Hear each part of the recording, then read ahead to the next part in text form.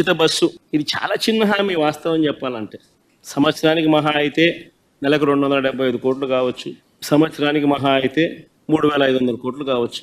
చాలా చిన్న హామీ వాస్తవం చెప్పాలంటే. ఎన్నికల మేనిఫెస్టోలో ఇది హామీ పెట్టాడు. ఫస్ట్ ఇయర్ అయిపోయింది, ఎగరగొట్టేశాడు. మళ్ళీ రెండో సంవత్సరం, మళ్ళీ ఈ సంవత్సరం బడ్జెట్లో చూస్తామా అంటే కనిపించడం లేదు. ఈ సంవత్సరము ఎగనామే. మా రాయలసీమలో ఉన్న మహిళలందరూ ఎదురు చూస్తున్నారు. విశాఖపట్నం పోయి రావచ్చు కదా, పోయి చూసి రావచ్చు కదా, బాగుంటుంది కదా అని చెప్పి.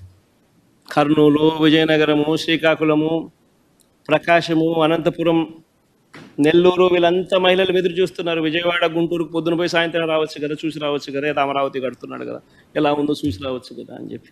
ఉచిత బస్సు పెడితే ఉచితంగా ప్రయాణం చేసి రావచ్చు కదా, ఎక్కడికి పడితే అక్కడికి పోవచ్చు కదా, విహారయాత్రలకు పోవచ్చు కదా, చూసి రావచ్చు కదా, విశాఖపట్నం దగ్గర నుంచి, విజయవాడ దగ్గర నుంచి, గుంటూరు దగ్గర నుంచి అందరూ చూసి రావచ్చు కదా అని చెప్పి అందరూ ఎదురు చూస్తూ ఉన్నారు.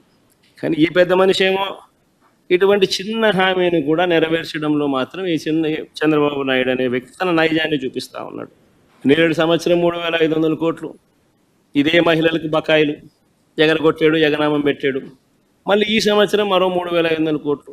అంటే మహిళలకు ఫ్రీ బస్సు పుణ్యం, ఫ్రీ బస్సు రూపేణ మరో 7,000 కోట్ల రూపాయలు చంద్రబాబు నాయుడు బాకీ పడ్డాడు, ఎగరగొట్టాడు.